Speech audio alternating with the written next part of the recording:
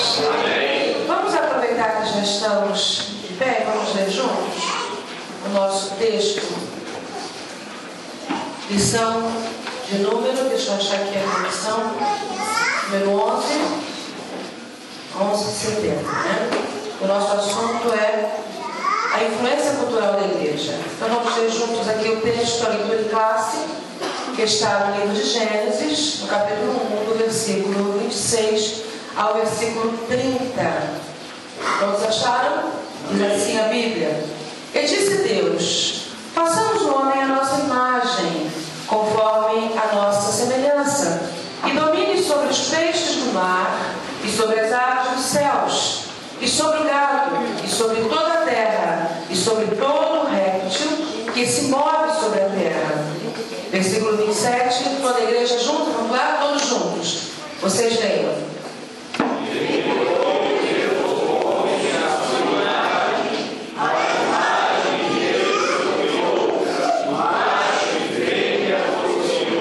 Versículo 28 diz assim: E Deus os abençoou, e Deus lhes disse: frutificai e multiplicai-vos, e enchei a terra, e sujeitai-a, e dominai sobre os peixes do mar, e sobre as aves dos céus, e sobre todo o animal que se move sobre a terra. Versículo 29, a igreja. Ele disse Deus: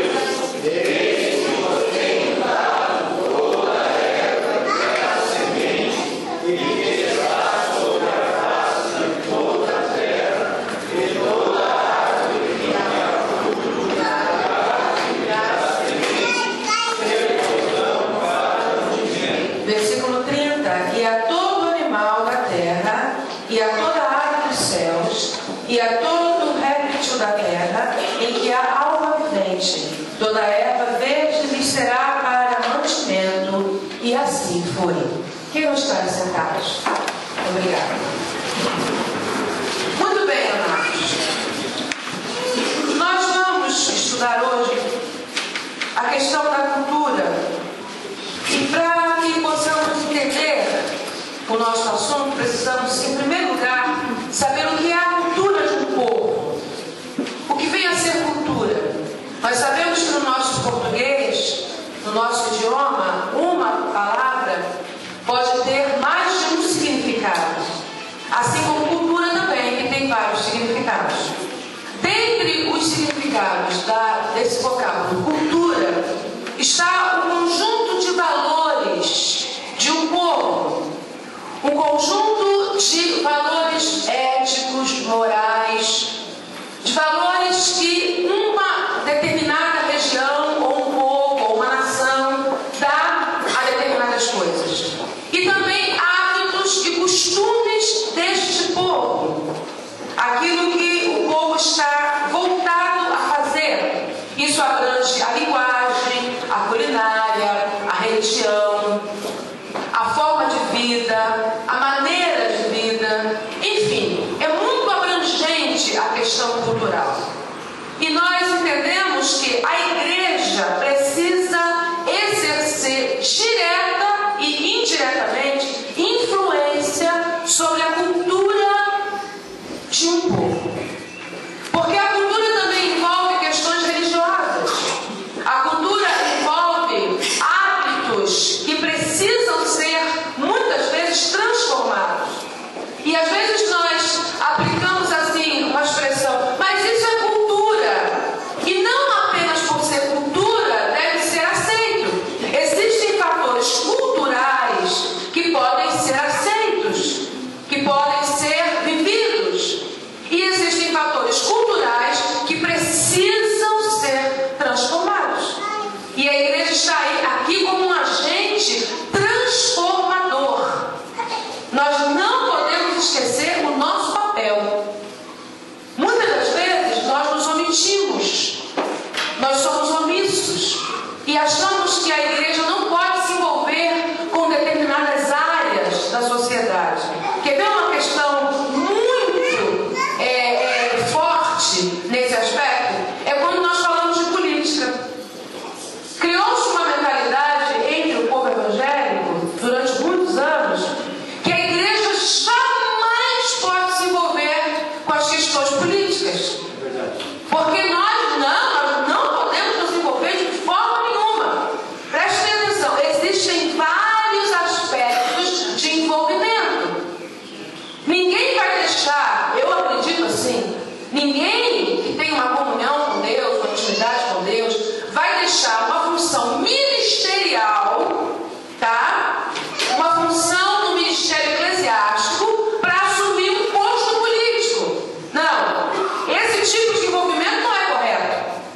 Mas você como cidadão, você como eleitor, você já está se envolvendo. Sim ou não? Sim. Sim. Porque o seu voto é um envolvimento tremendo que você dá às questões políticas. Então você tem que se envolver de alguma forma, a igreja tem que se envolver. Por exemplo, agora nessa questão que houve, que eles estavam defendendo a ideia de que a igreja não pode se pronunciar, a igreja não pode falar, a Bíblia sendo vista como um livro homofóbico, os crentes como um povo que defende a homofobia e por aí afora. Preste atenção, se a igreja se calasse diante daquele quadro, nós hoje teríamos que suportar coisas as mais terríveis nas nossas igrejas. Mas porque um povo, uma parte do povo evangélico, não foi uma adesão total, mas uma parte do povo evangélico se mobilizou, protestou, fez ser ouvida a sua voz, então aquela pasta, aquele documento foi arquivado. Por um momento nós temos uma tranquilidade para respirar e pensar no que será feito daqui para frente. Então a igreja teve que se mover. A igreja teve que fazer ouvir a sua voz. Vocês não estão entendendo?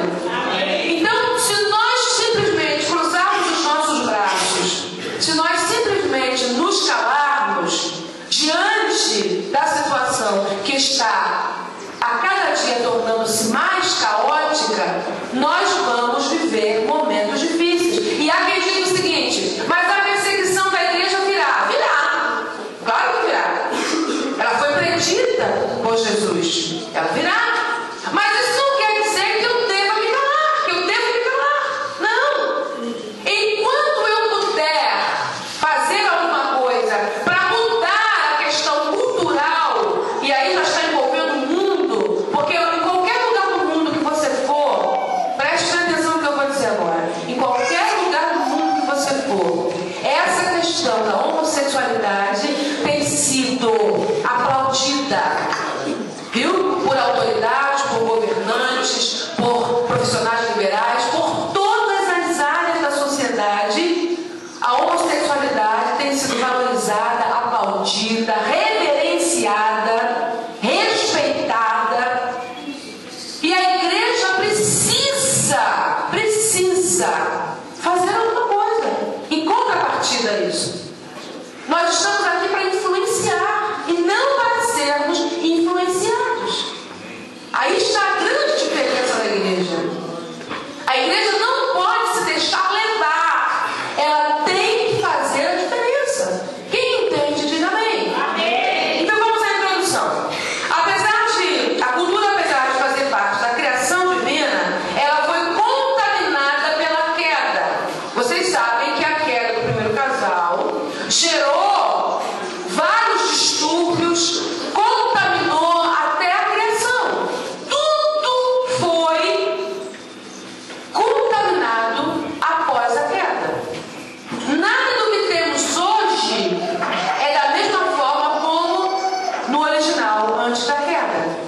Tudo sofreu reflexos dessa queda do primeiro casal. Então, veja bem, os filhos do reino, quem são os filhos do reino, amados? Quem são os filhos do reino? Diga lá. A igreja. Você, eu, nós somos os filhos do reino. Então, os filhos do reino devem examinar o seu ambiente cultural com base onde? Na Bíblia Sagrada. Gente, esse livro aqui, ó, eu costumo dizer que nós respeitamos esse livro, carregamos esse livro, temos esse livro na estante e pregamos esse livro, mas esse não é um livro apenas para ser pregado. que ser vivido. Se nós não vivermos o que a Bíblia diz, não comeremos os frutos que ela pode produzir na nossa vida. Não adianta você carregar a Bíblia, não adianta você ser leitor da Bíblia. E tem gente que até estuda a Bíblia, mas estuda para pregar, para ensinar, estuda para fazer esboço, estuda para fazer matérias, para escrever alguma coisa. Em primeira análise, a Bíblia deve ser um livro lido para o nosso aprendizado pessoal. A Bíblia tem que mudar a nossa vida. Amém, amados? Então nós, como filhos do reino, temos que ter a base da palavra. E tudo tem que passar pelo crivo da palavra. Até as questões culturais também devem ser examinadas à luz da Bíblia. Muita gente pensa, principalmente nós pentecostais, que a Bíblia é um livro que deve ser conhecido apenas por aqueles que farão uso da palavra. Qualquer filho, qualquer filha de Deus, qualquer servo, qualquer salvo, vamos abranger um pouco mais, qualquer salvo precisa conhecer a palavra de Deus para moldar a sua vida através dela, para transformar a vida através dela. Então a Bíblia é um livro que promove transformação, mas se nós praticarmos o que ela diz. Vamos em frente então. É da vontade do Pai que a Igreja de Cristo influencie e transforme a cultura que a cerca. Primeiro tópico diz assim, ó, a cultura antes e após a queda.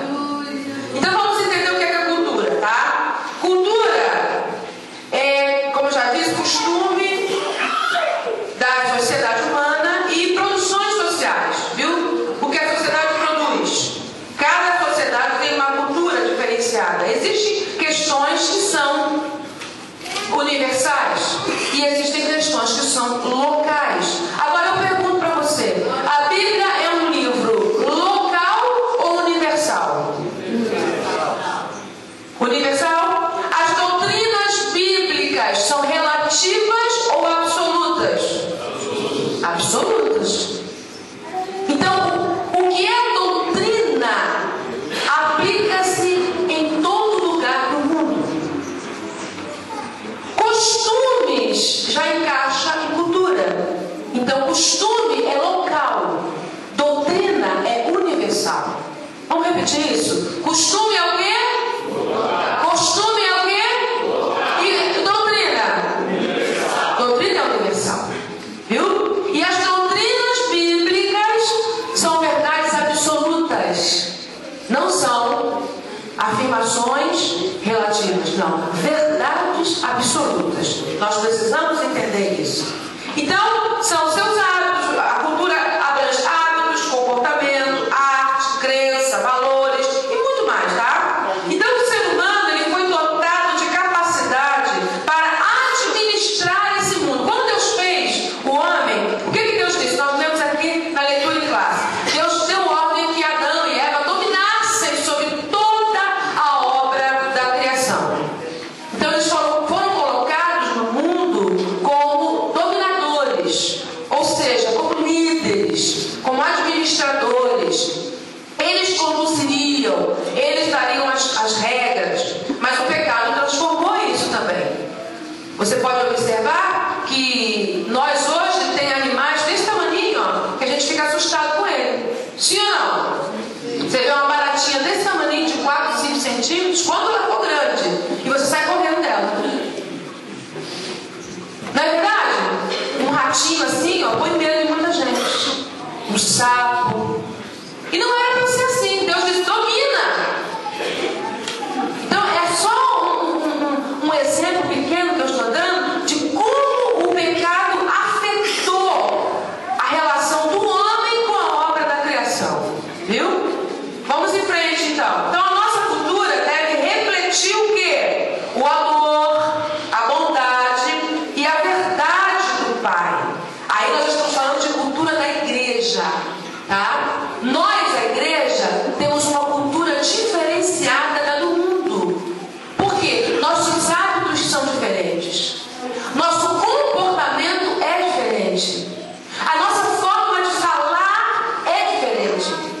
As nossas ações são diferentes.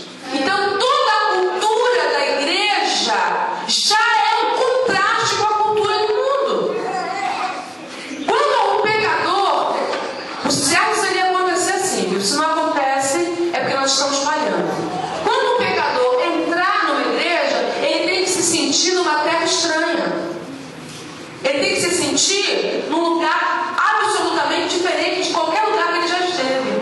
Porque aqui a cultura é diferente. Nós achamos que a diferença está apenas no que abrange a área espiritual. Não! A diferença tem que estar em todos os aspectos. O pecador tem que se sentir amado, acolhido, bem recebido, aceito, valorizado. Porque ele não sente lá fora. Porque aqui a cultura é diferente. A cultura do povo evangélico tem que refletir Deus. Diga amém. Então a cultura do crente tem que manifestar Deus para o mundo. E será que nós estamos fazendo a coisa certa? Ou será que temos deixado que a cultura natural, vou chamar assim, seja mais forte do que a nossa cultura de povo de Deus, de filhos de Deus? Que temos uma forma de conduta, porque cultura está diretamente ligada à conduta também, diferente da do mundo. Vamos em frente. A cultura como beleza da criação. Vamos lá. Então agora nós somos capazes, eu não estou lendo todo o texto, tá, irmãos? Eu fiz um resumo, vocês vão acompanhando, tá tudo aí. Nós somos capazes de pensar, criar e nos comunicar, tá? Essas habilidades nós não perdemos após a queda. O que aconteceu é que a nossa capacidade de pensar, a nossa capacidade de criar e o nosso poder de comunicação também foi contaminado. Foi contaminado. Tudo que diz respeito ao ser humano sofre essa contaminação como se fosse uma virose, tá? Como se o pecado fosse um vírus que entrou na raça humana e não saiu mais. E tudo que diz respeito a nós agora sofre influência do pecado. E como resistir a essa influência? O que a Bíblia fala sobre isso? Muito bem, resistir ao diabo, ele fugirá de vós. Ótima aplicação. Mas veja bem, como resistir? Porque o diabo ele está fora, ele não está dentro. Agora o pecado está dentro. Sim ou não, gente? Sim. O pecado está dentro de nós. O diabo ele vem e nós podemos simplesmente resisti-lo, tá? E ele acaba se afastando. Agora e aquilo que está dentro de nós? Como vencer? Mortificando o quê? As obras da carne. Muita gente distorce essa expressão carne. Quando eu era adolescente, eu ouvi muito alguém dizer: eu vou matar a minha carne, eu vou fazer a minha carne sofrer, a minha carne tem que perecer, referindo-se ao corpo. Viu? Referindo-se ao corpo. Aí não alimentava o corpo, não cuidava do corpo e deixava o corpo de qualquer maneira, tomar banho. Essa carne aqui tem que sofrer, tem que ser esquartejada. Não, o seu corpo é o templo do Espírito de Deus que habita em você. Você tem que administrar muito bem esse corpo aí. Você é mordomo desse corpo. Quando a Bíblia fala de carne no Novo Testamento, a expressão está diretamente ligada à natureza decaída que nós temos. Ou seja, carne quer dizer natureza pecaminosa. É essa que tem que morrer. Então nós vamos mortificar as obras do quê? Da carne. E temos que, para isso, como fazer isso? Alimentando o Espírito. E como se alimenta o Espírito, gente? Eu saí um pouquinho do assunto, mas já volto. E como alimentar o Espírito?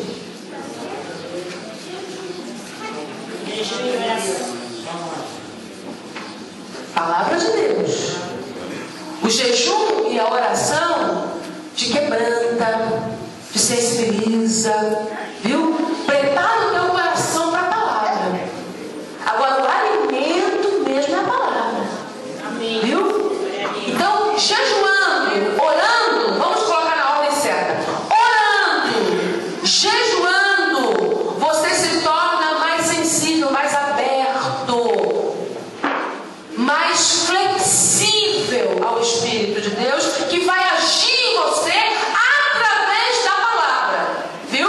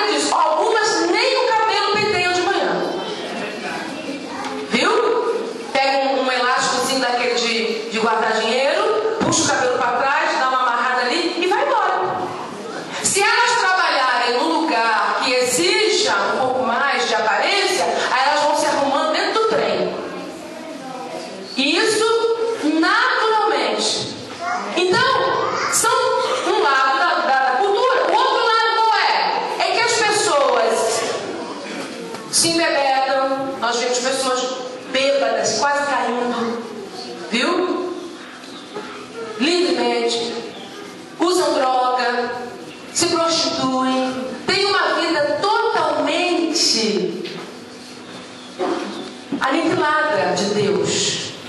Deus não faz parte daquela cultura.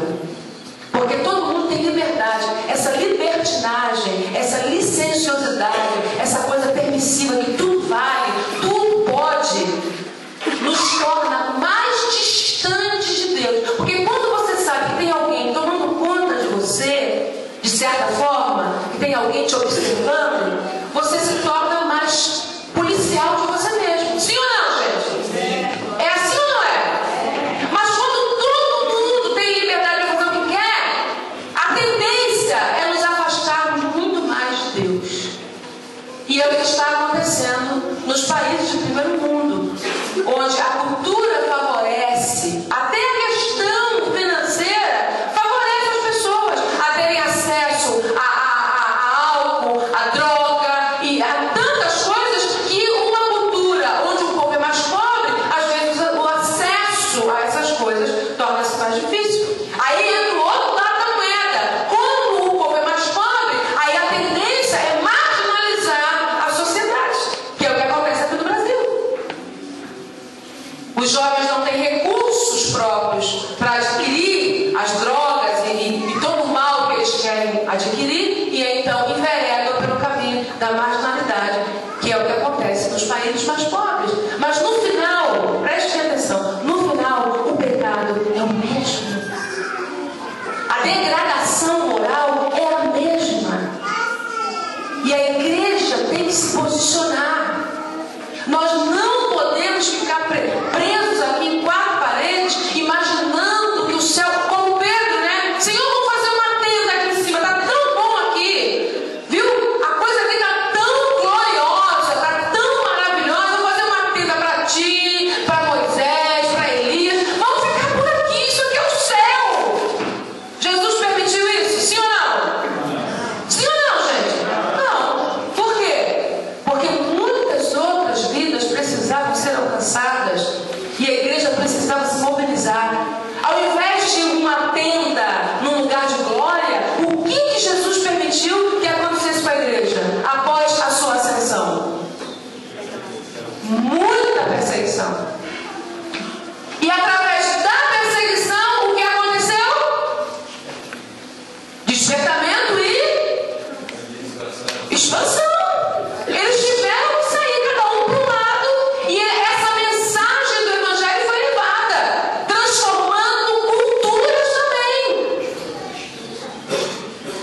Viu?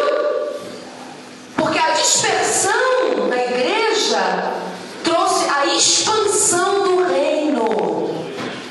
Então nós não vamos fazer uma tenda aqui para nós e ficarmos aqui cheios da glória, cheios do poder. A glória é maravilhosa e nós gostamos de recebê-la, gostamos de desfrutar dela, mas nós não podemos ser egoístas.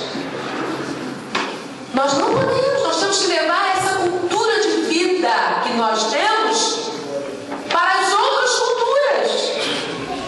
É isso que a igreja precisa entender. Vamos em frente. Exemplos bíblicos de relacionamento cultural. O primeiro exemplo que ele traz aqui é o exemplo de Daniel.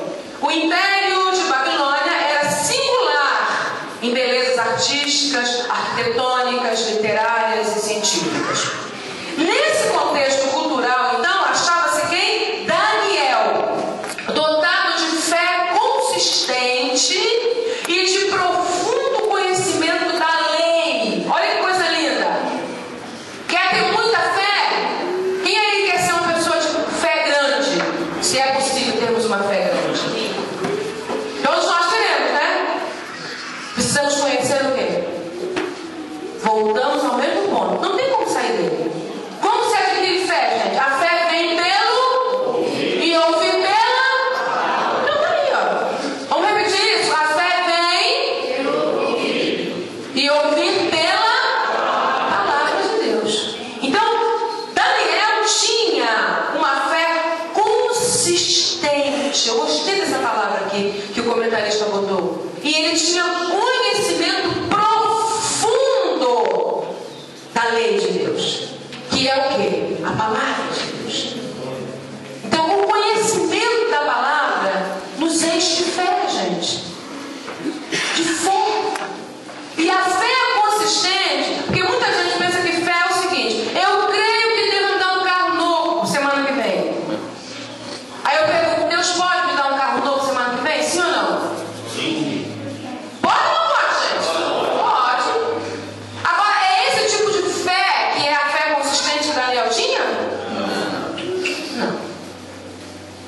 Não é essa fé do tomar lá da cá.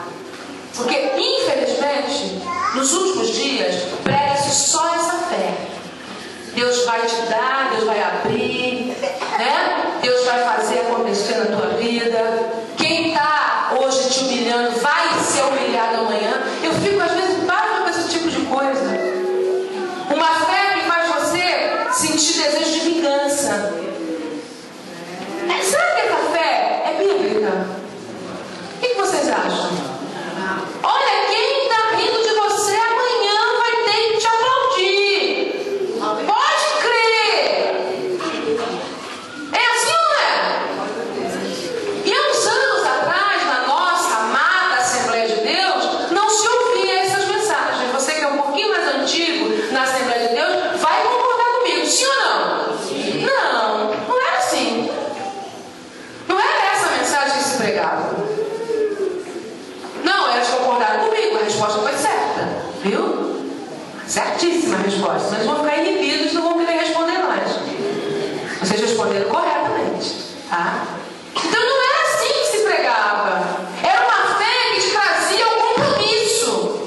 Era uma fé que te trazia a responsabilidade. Era uma fé que mostrava que você tinha que ser obediente. Porque fé genuína, gente, fé autêntica, é a fé que coloca você em obediência. Amém. Porque a fé funciona assim, a fé bíblica.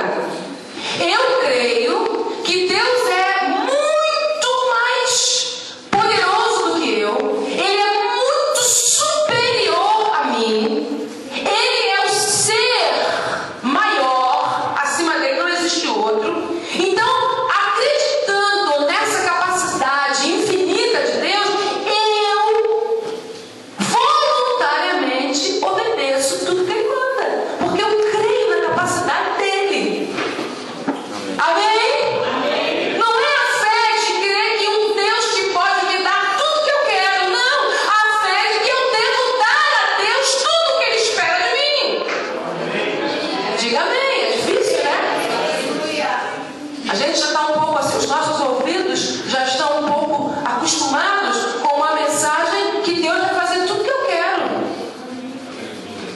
E todas as vezes que eu ouço alguém dizer isso, direto ou indiretamente, eu digo assim para Deus: Deus, então esse Deus aí não é o que eu estou servindo, porque até aqui, poucas coisas que eu te pedi, o Senhor me fez, mas o Senhor quer que eu faça tudo que o Senhor me manda. Amém. Também não tenho feito, eu sei que não tenho. Sei que não tenho feito. Então, nós precisamos entender isso. Agora a questão cultural nos mostrando que um moço chamado Daniel estava lá aprisionado. Ele não estava tirando férias na Babilônia, gente. Ele não estava fazendo um cruzeiro, uma turnê na Babilônia. Ele foi como cativo, ele foi para o cativeiro. Mas sabe o que ele fez lá? Ele continuou crendo em Deus. Amém. Aleluia. Ele continuou obedecendo a Deus. Não, eu estou aqui na Babilônia, aqui tem muita coisa bonita. Lá tinha muita coisa bonita. A Babilônia era o primeiro mundo da época. Era o maior império da época. Se o povo tem vontade de ir para a América, ver o primeiro mundo lá, não é nada tão espantoso assim não, viu, gente? Imagine a Babilônia da época de Daniel. Era o berço das artes, era o berço da ciência, era o berço da cultura daquela época. Tudo de mais velho tinha lá, mas ele não ficou deslumbrado com nada do que ele viu. Ele conseguiu manter a sua fé invicta. Aleluia. Ele conseguiu manter a sua conduta inabalável. E aí ele pensou o seguinte: bom, eu não vou me misturar com essas iguarias do rei, essa comida, viu? Porque dois pontos ele colocou em análise. Primeiro, eles não seguem os costumes da culinária de acordo com a lei dos judeus. Então eu posso comer aqui sangue, eu posso comer aqui carne de animal imundo, sem saber o que estou comendo. Então vou me abster disso aí. E essa comida, além de tudo, pode ser oferecida a deuses babilônios. E aí eu vou me contaminar duplamente. Aí ele chamou o copeiro: vem cá, faz o seguinte, eu não quero nada disso aí, ó. Eu vou comer fruta, verdura, legume, vou fazer uma dietazinha diferente. Não, mas aí você vai ficar muito magro, vai ficar diferente dos outros. Não, faz um teste. Aí ele usou a fé. Aleluia. Glória a Deus. Faz um teste comigo. Deixa eu comer uma comida diferente durante um período de 10 dias. Depois você volta e examina e vê como é que eu estou de aparência. Aleluia. Olha a fé desse moço. Olha a comunhão que ele tinha. Ele não perdeu a cultura dele pela outra cultura. Por quê? Porque eram aspectos culturais que feriam a fé. É nesse ponto que eu quero que você entenda. Então a questão cultural, ela pode ser vivida, tá? Por exemplo, se eu for para a Bahia, a comida da Bahia é diferente da nossa. Não é só por uma questão de pimenta, viu, gente? Não é só isso. É diferente mesmo. E existem aquelas pessoas que fazem aquelas comidas tipicamente baianas e oferecem para os seus orixás, os seus guias, como elas chamam, que nós sabemos que são demônios. Aí eu vou comer aquela comida, não, eu vou orar e vou comer. Não, se eu tenho consciência da origem daquele mal, eu vou me curvar àquela cultura, sim ou não? Não. Quando nós fomos da Bahia, meu esposo e eu, nós ficamos com vontade de comer o famoso, como é que é o nome? Acarajé, né? Acarajé. Ficamos com vontade. Aí a gente via aquelas baianas por todo lugar vendendo e aquilo cheirava longe, né? Mas ficamos com vontade e não comemos. Chegamos na igreja, comentamos com os irmãos: irmãos, e esse acarajé? Não, esse acarajé é um dos melhores pratos baianos aqui nossos. Só que vocês não vão comer na rua, vocês vão comer aqui na igreja, porque tem uma irmã convertida, ex-baiana, aleluia, que prepara e vende aqui. Daqui a pouquinho ela chega e começa a preparar. Aí vocês vão experimentar o nosso acarajé. Então, nós não podemos nos curvar. Viu? É só um exemplo que eu estou dando. Tá? Foi a situação que Daniel viveu. Eu não vou me contaminar. Aí o copeiro voltou, o líder lá da copa voltou e examinou tanto Misael, Azael e Azarias, como Daniel, foram examinados e perceberam que eles estavam mais robustos que os outros. Por quê? Porque eles colocaram a fé e a obediência para andarem juntas. E sempre quando fé e obediência andam juntas, o resultado é satisfatório. A questão é que nós queremos usar a fé como um patamar para alcançarmos o que nós queremos, sem contudo obedecer o que Deus quer. Aí não vai funcionar. Mas quando obedecemos e reconhecemos que a vontade de Deus é soberana, e se nós nos curvarmos a ela, Ele, o Senhor, Ele próprio, vai agir em nosso favor, como foi o caso de Daniel. Deixa eu terminar. Agora vem Paulo e Barnabé e a transformação cultural em Listra. Na província romana da Galácia havia uma cidade chamada Listra. O templo de Júpiter e de Mercúrio ocupava o centro da cidade, cujos habitantes de ascendência cultural grega, viu? Então eles tinham ascendência cultural grega. A Grécia, nos tempos do Novo Testamento, era o berço cultural, viu? Já não existia mais o grande império da Babilônia, agora era o império greco-romano. Grécia e Roma estavam em alta, vamos dizer assim. Acreditavam na humanização. Roma era o poder político, tá? O poder militar, e Grécia era o poder cultural, filosófico. Então, na humanização desses deuses, segundo o poeta romano, o Ovídio, Júpiter e Mercúrio desceram certa vez à Terra, isso é mitologia, tá, gente? Disfarçados de viajantes, recebidos por Filemão e sua esposa.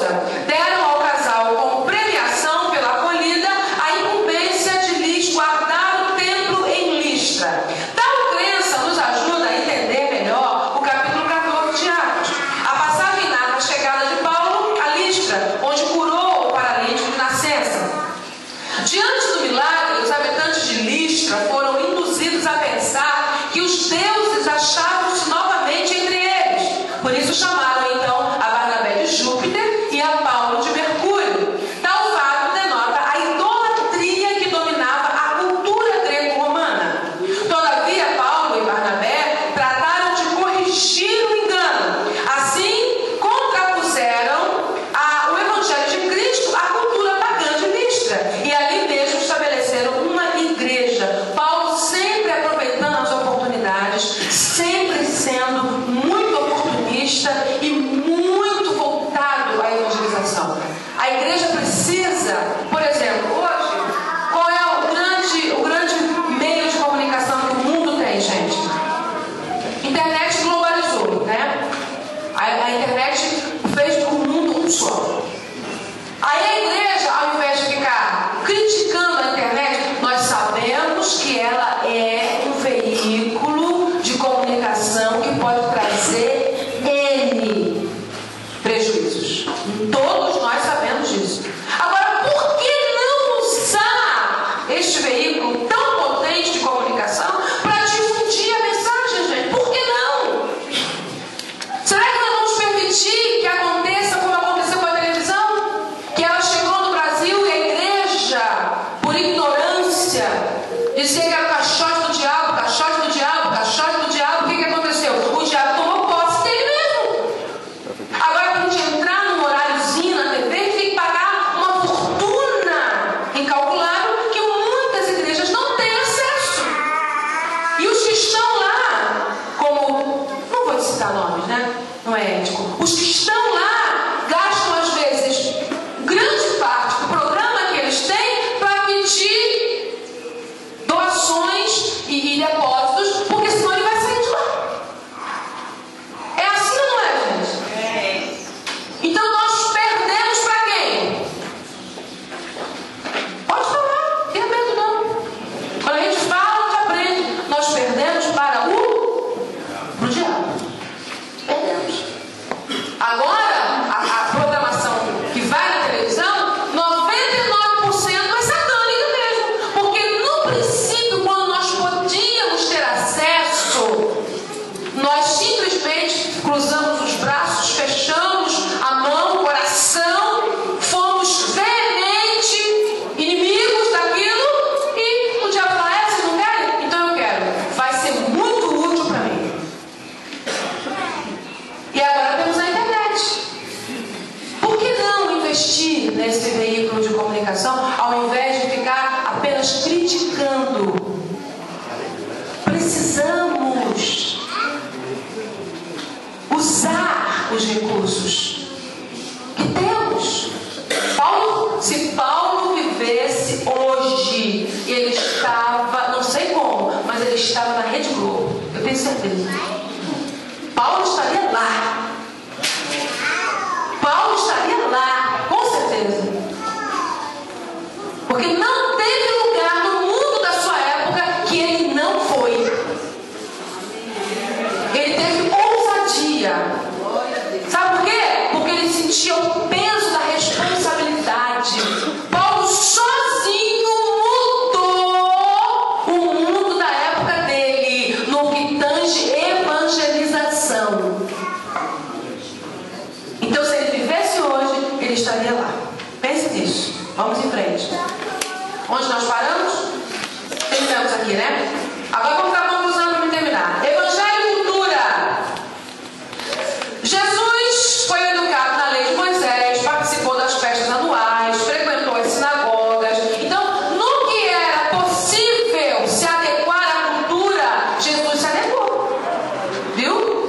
Ele não foi um inimigo da cultura. Pelo contrário, ele usou a cultura em benefício da obra para a qual ele havia sido designado.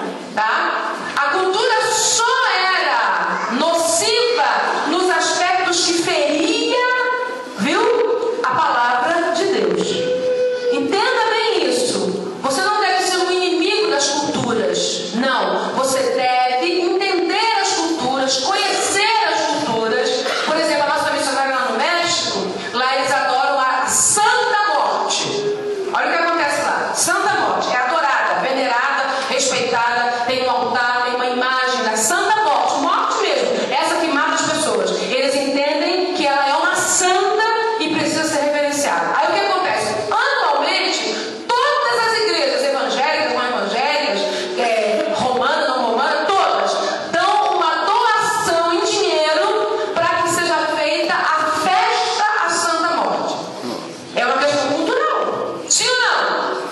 Sim.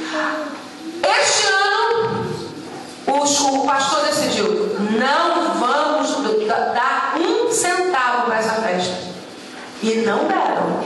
Estão sofrendo, viu? A retaliação. Estão sofrendo. Não está sendo fácil. Ela mandou um depoimento recentemente, dizendo: irmãos, olhem por nós, porque nós nos negamos a dar o dinheiro que tem que ser dado para a festa da Santa Morte, e a coisa está difícil para nós. Mas são questões culturais que ferem o quê? A santidade de Deus.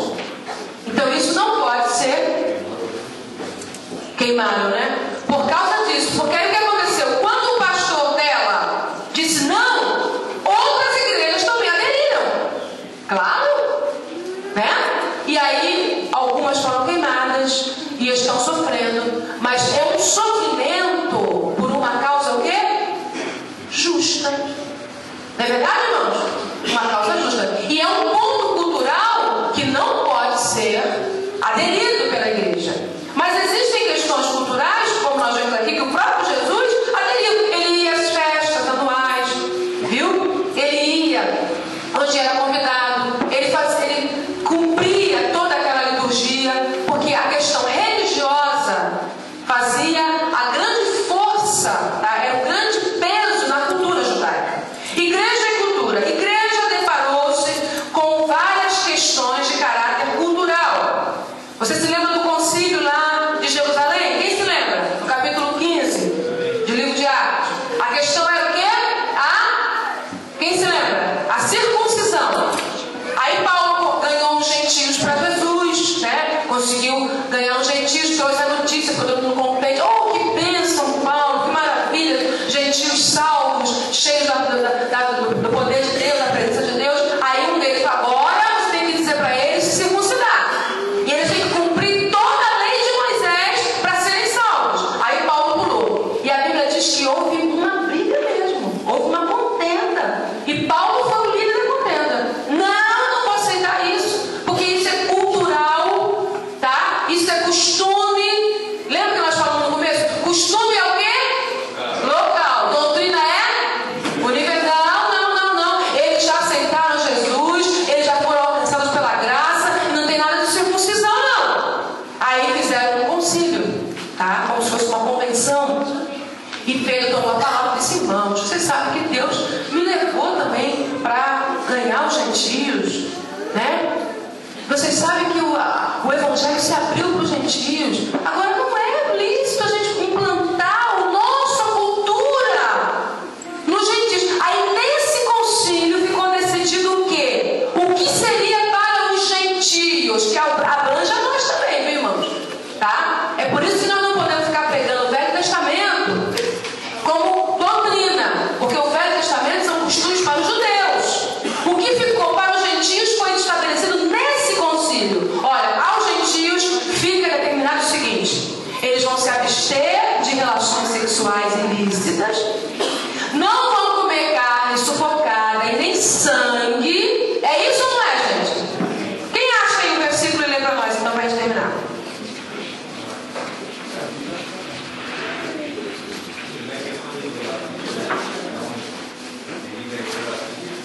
Isso, acha o versículo aí. Vê se eu acho.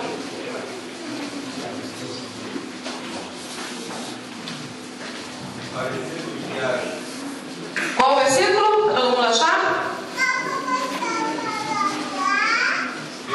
20, né?